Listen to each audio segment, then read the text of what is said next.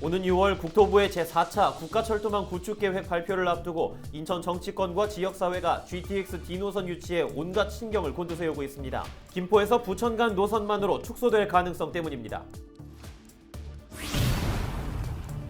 김포에서 또 강남 직결이 아닌 부천 연결 노선일 가능성 때문에 정치권과 지역사회가 몹시 걱정하는 모습입니다. 공청회 이후 대응이 바빠질 전망입니다. 해마다 주차장 확보 대책을 고민하는 지자체. 올해는 또 어떤 대책을 마련했는지 부천시 상황을 살펴봅니다.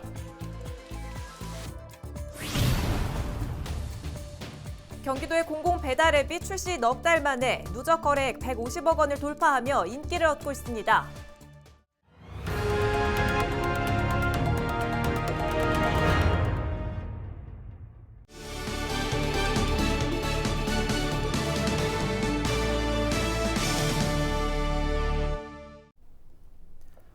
시청자 여러분 안녕하십니까? 헬로티비 뉴스입니다. 첫 소식입니다. 수도권을 동서로 가로지르는 광역급행철도, 일명 GTX D 노선인데요. 정부의 4차 국가철도망 구축 계획에 인천시가 제안한 Y자 형태의 GTX D 노선안이 반영될지 인천 지역 주민들의 관심이 높습니다.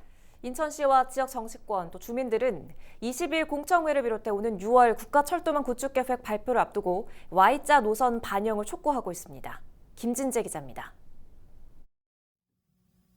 4차 국가철도망 구축계획 공청회를 하루 앞둔 21일 박남춘 인천시장이 자신의 SNS를 통해 이른바 GTX D노선 유치 의지를 밝혔습니다. 박 시장은 국토교통부 등 관계부처와 협의를 이어가고 있다며 GTX D노선을 비롯해 인천시가 건의한 8개 노선이 국가철도망 구축계획에 반영될 수 있도록 사활을 걸겠다고 전했습니다. 인천시는 지난해 10월 사전 타당성 용역 결과를 바탕으로 인천공항행과 검단 김포행을 동시에 건설하는 Y자 형태의 GTX D 노선안을 발표했습니다. 이후 노선 건의를 위한 국토부 실무진 미팅만 40여 차례. 하지만 추정 사업비만 10조 원이 넘다 보니 실제 Y자 노선이 국가철도망 계획에 반영될 수 있을지 여부는 불투명한 상황입니다. 국토부에서도 이 노선의 필요성에 대해서는 공감을 하고 있습니다. 사업비가 약 10조 정도로 추정되다 보니까 아무래도 한정된 그런 예산 측면이 있어서 많은 검토가 필요하다라는 말씀을 하고 있습니다. 공청회가 코앞으로 다가오자 Y자 노선에 영향을 받는 영종과 청라 지역 주민들도 노선 유치를 촉구하는 성명서를 발표했습니다. 주민들은 GTX D 노선 확정 문제는 단순히 교통 문제가 아닌 공정성의 문제로 접근해야 한다는 입장. 특히 수도권 서부 지역은 광역철도망이 열악하다며 인천국제공항의 경쟁력 확보를 위해서라도 노선 유치가 필요하다고 주장했습니다. 인천공항의 접근성을 향상하는 것뿐만 아니라 영종국제도시와 청라국제도시 같은 경제자유구역 그리고 루원시티 같은 행정복합도시를 서울에 있는 기업 클러스터들과 연결시킬 수 있는 가장 최적의 노선이라고 생각을 하고 있고요. 인천 지역 정치권 역시 1인 시위와 걷기대회 등 GTX D노선 유치를 위한 활동을 이어가고 있습니다. 지난 3월 관련 결의안을 채택한 인천시의회는 다음 달에도 성명서 발표 등을 통해 정부의 GTX D Y자 노선 반영을 촉구할 계획입니다. 건교의 차원은 3월 11일 날 반영 촉구 견해안을 채택을 했고요. 본회의는 3월 23일 날 통과가 됐어요. 이 내용을 가지고 이제 시집행부하고 논의를 해서 추진 계획에 대한 것을 구체적으로 좀 준비할 생각입니다. 국토부는 22일 온라인 공청회를 통해 그간 연구 분석 결과와 지자체 의견 수렴 등을 통해 마련한 4차 국가철도망 구축 계획안을 공개할 계획. 이후 공청회에서 나온 의견을 반영해 오는 6월까지 최종안을 확정할 예정입니다. 헬로티비 뉴스 김진재입니다. 노선 확정 시점이 가까워질수록 서부권 광역급행철도를 둘러싼 말은 무성해지고 있습니다. 정부 발표를 앞두고 노선 축소 가능성이 나오자 광역노선 유치를 공약으로 내세운 지역 정치권은 더 바빠지고 있습니다. 이세진 기자가 보도합니다. 최근 김포시와 지역구 국회의원이 낸 공동 성명입니다. 경기도가 제안한 서부권 광역급행철도 노선을 제4차 국가철도망 구축 계획에 포함시켜달라. 경기도가 제시한 노선은 김포 하남 구간입니다. 앞서 김포 시민 10만 명이 서명으로 동의한 노선이기도 합니다. 정부 발표를 앞두고 노선 축소 가능성이 나오자 다시 한번 입장을 공고히 한 겁니다. 김포시는 경기도에도 정부 설득을 요청했습니다. 2기 신도시에 필요한 GTX 노선은 서울 직결밖에 없다는 시 입장도 분명히 했습니다. 같은 입장은 대도시권 광역교통위원회에도 전달했습니다. 기초의회도 목소리를 보탰습니다. 얼마 전 정부청사에서 1인 시위를 벌였던 김포시 의회. 최근 정부와 국회에 보낼 결의안도 채택했습니다. 의회는 결의안을 통해 김포 하남 노선의 당위성을 재차 강조했습니다. 경기도가 정부에 신청한 수도권 서부 지역의 광역교통 개선 대책을 제4차 국가철도망 구축 계획에 원안대로 반영해 줄 것을 촉구하고자. 정부 공식 발표를 눈앞에 두고 있지만 여전히 베일 속에 가려진 서부권 광역급행철도. 지역민 기대가 높아질수록 GTX를 잡기 위한 지자체 경쟁은 절정으로 치닫고 있습니다. 헬로티비 뉴스 이세진입니다.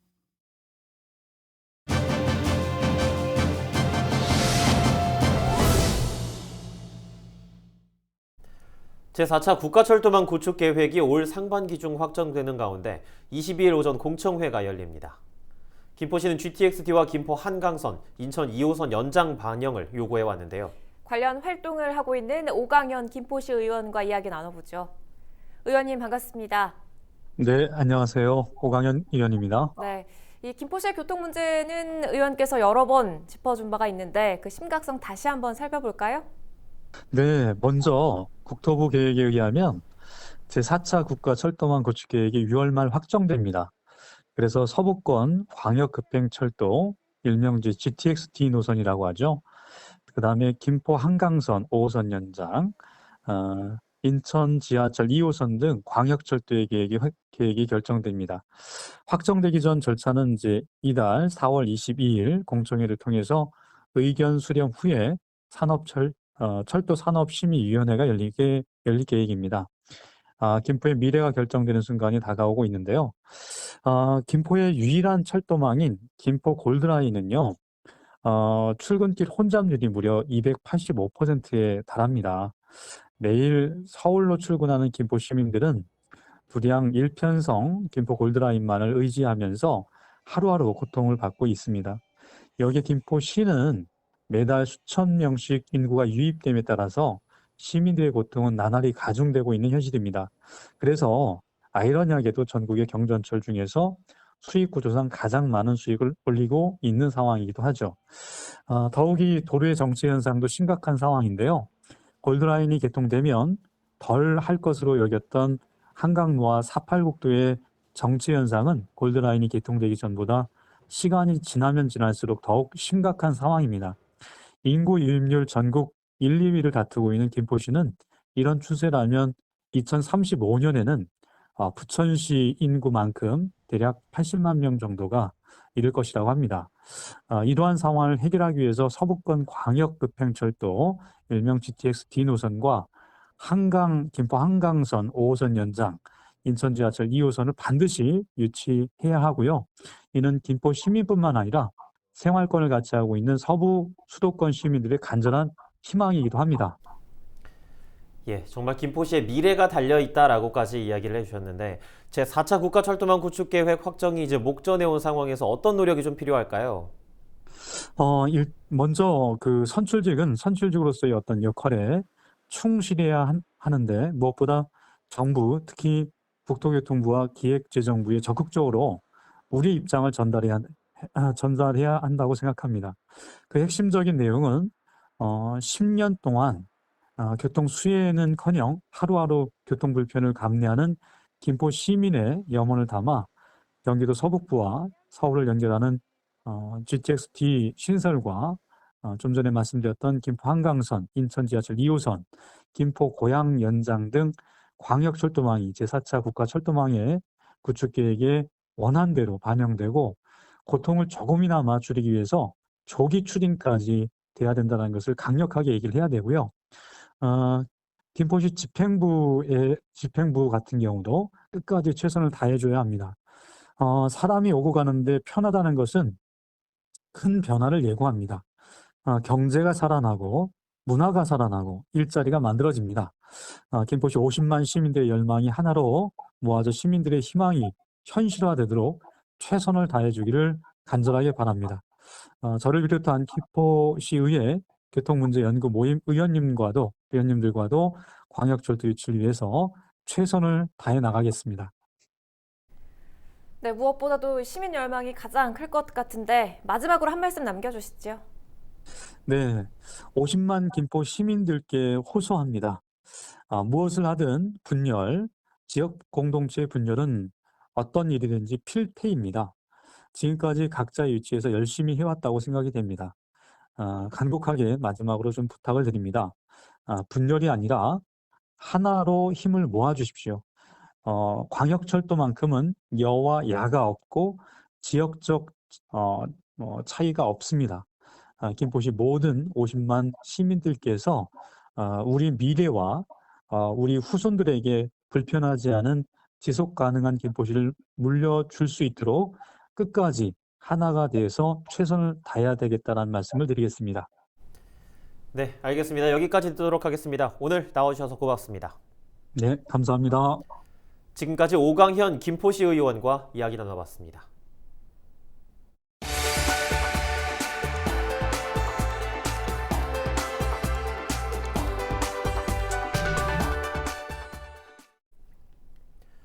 국토교통부가 올해 7월부터 본격 시행하는 사전청약 대상지와 공급 물량을 확정했습니다. 사전청약 공급 물량은 모두 3만 200호인데요. 오는 7월 계양신도시와 위례신도시를 비롯한 5개 지역에 4,400호를 우선 공급하고 10월 중 남양주 왕숙 2지구와 성남 신촌, 낙생, 복정 2지구, 검단 신도시와 파주 운정 신도시를 포함한 11개 지역에 9,100호를 공급합니다. 11월에는 하남 교산과 과천 주암, 시흥 하중과 양주 회천에서 4,000호를 공급하고 12월 중 부천 대장과 남양주 왕숙, 고양 창릉 3기 신도시와 구리 갈매 역세권, 안산 신길 2지구를 포함해 10개 지역에 12,700호를 이어 공급할 계획입니다. 계양 신도시와 대장 신도시 사전 청약 물량은 각각 1,100호와 1,900호입니다. 인천시가 지역 수산물에 대한 방사능 잔류량 안전성 조사를 확대합니다. 일본 정부의 원전오염수 방류 결정에 따른 조치로 인천시 수산기술지원센터는 수산물 안전성 조사 횟수와 대상을 기존 대비 40% 확대할 계획입니다. 또 수협과 지역 어촌계 협조를 받아 시료 확보에 힘을 쓸 방침입니다. 안전성 조사 결과는 매월 인천시 수산기술지원센터 홈페이지에 게시될 예정입니다. 경기도 공공배달앱이 출시 넉 달 만에 누적 거래액 150억 원을 돌파하며 인기를 얻고 있습니다. 경기도 주식회사는 지난해 12월 서비스를 시작한 이후 100일 만에 100억 원의 누적 거래액을 기록한 이후 한 달 만에 150억 원을 넘어섰다며 가파른 성장세를 보이고 있다고 밝혔습니다. 현재까지 가입 회원은 24만 7천 명이며 누적 주문은 60만 건을 넘어섰습니다. 현재 배달 특급은 포천과 연천, 양주와 김포 등 10곳에서 서비스가 실시되고 있습니다. 올해 1분기 경기도 소방에 접수된 119 신고가 전국 광역자치단체 가운데 가장 많은 것으로 조사됐습니다. 경기도 소방재난본부에 따르면 올해 1분기 접수된 119 신고는 43만 4,262건으로 지난해 같은 기간보다 0.3% 증가했습니다. 이는 하루 평균 4,936건의 신고가 들어온 것이며 17.5초에 한 번 신고 접수가 이뤄진 것입니다. 또 현장 출동 신고 가운데 구급 신고가 13만 5천여 건으로 전체 현장 출동 건수의 68.6%를 차지했습니다. 도심의 주차난은 오랜 기간 해결되지 않는 문제입니다. 부천의 경우에도 매년 늘어만 가는 차량을 감당하기 버거운 상황에서 다양한 형태의 주차 공간을 마련하겠다는 목표를 세웠는데요. 대안이 될 수 있을지 이정하 기자가 보도합니다. 부천 도심의 한 주택가입니다. 일대 관공서가 있어 늘 오가는 사람들이 많은 탓에 고질적인 주차 걱정에 시달리고 있습니다. 불법 주정차를 단속하거나 적발해도 그때뿐입니다. 찾을 데 없으니까 그러지. 주차장이 없잖아요. 거주자 우선이고 될 데가 없잖아요. 좁은 길에 양옆으로 주정차된 차량이 끝도 없이 늘어서 있습니다.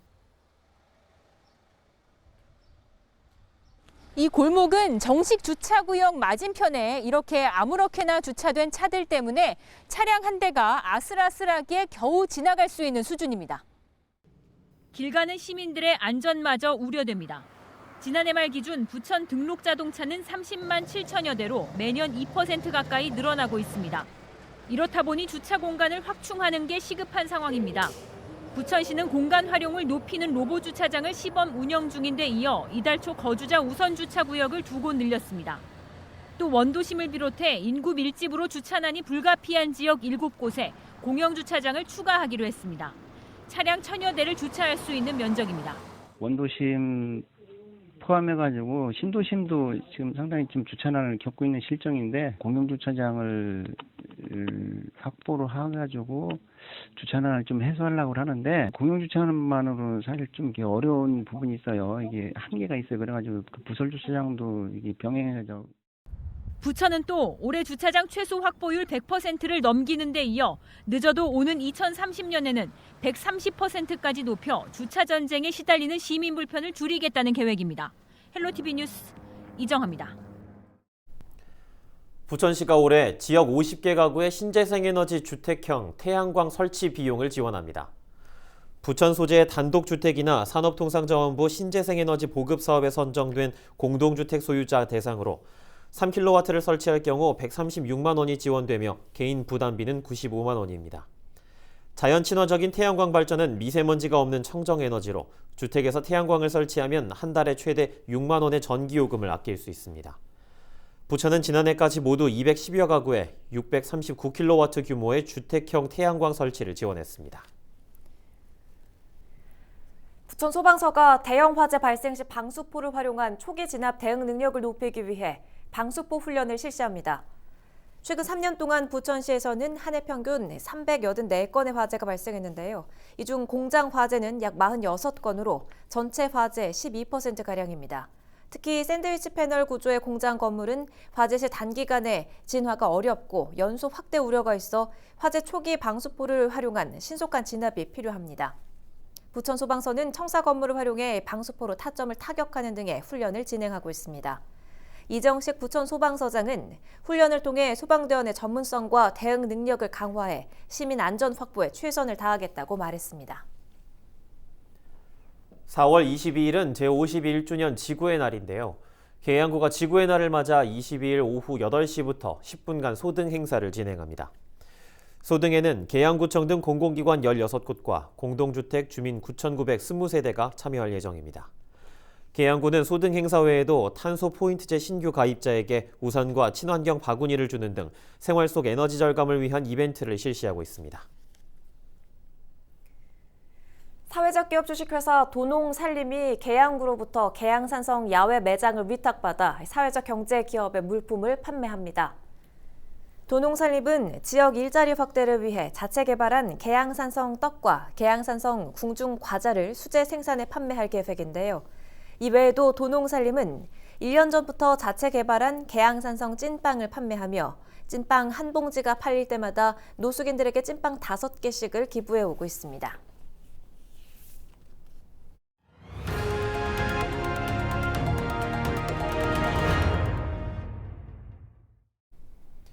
부천 북부도서관에서 20일부터 24시간 비대면 도서대출 서비스를 시작합니다. 대여를 원하는 시민이 부천 북부도서관 홈페이지에서 도서를 예약한 뒤 문자를 받으면 1층 출입구에 마련된 무인 예약 대출기기에서 수령하는 방식입니다. 부천시립도서관 회원이라면 한 사람당 2권까지 2주 동안 빌릴 수 있습니다.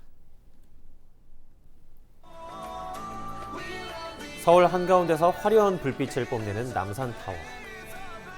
부산 바닷가를 아름답게 장식하는 광안대교도 하루만큼은 잠시나마 그 빛을 멈춰봅니다. 4월 20일 지구의 날입니다. 온실가스 배출을 줄이자는 취지로 저녁 8시부터 10분 동안 불을 끄는 겁니다. 환경부는 주요 건물 100만여 개가 10분간 소등하면 이산화탄소 52톤을 줄이는 효과가 있다고 밝혔습니다. 30년생 소나무 7,900여 그루가 매년 흡수하는 이산화탄소량과 같은 양인데요. 지구를 위한 10분. 여러분도 함께 참여해보시는 건 어떨까요? 오늘 헬로티비 뉴스가 준비한 소식은 여기까지입니다. 시청해주신 여러분 고맙습니다.